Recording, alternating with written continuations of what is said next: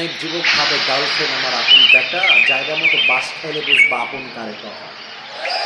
মেয়েরা প্রেম করার সময় প্রেম করে একটার লগে, বিয়ে করে আর একটার লগে।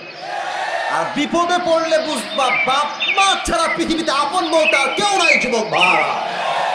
আমি আসিফ করে, তোমাদের কাছে তো অ্যান্ড্রয়েড ফোন সবার আছে, আমি তো এখন দামি দামি ফোন চালাই। আমার কাছে তো একটা সময় কিছুই ছিল না। তা আমার একটা কথা মনেই পড়ে গেল, বলবো মুরব্বী আব্বাজান, বলা যাবে? আচ্ছা, আমার বয়স যখন মেবি এই কত হবে, 16, 17, 18, এক্স্যাক্টলি লাইক দ্যাট। তো আমার অ্যান্ড্রয়েড ফোন খুব পছন্দ ছিল। আরে যুবক মানুষ তো বদমাইশ তো করতে মন চাইবে, খুবই স্বাভাবিক। তো আমার আব্বা আমাকে বলেছে, আসিফ একদম খবরদার আব্বা ভুলেও ফোন চালাবো না, তুমি বড় হও, তুমি বড় ইসলামিক স্কলার হয়ে যাও, তুমি মাস্টার্স কমপ্লিট করে ফেলো, তোমাকে আমি আব্বাই ফোন কিনে দেবো। এটা আমার মুরব্বীরা ভালো বুঝবে না, আমি জানি মুরব্বীরা ভালো বুঝবে কথা। তো আমি ভাবছি যে তোমার কথা আমি শুনি, খালি টাকাটা হোক আমার। তো আব্বা আমাকে মাসিক খরচ দেয় প্রত্যেক মাসে।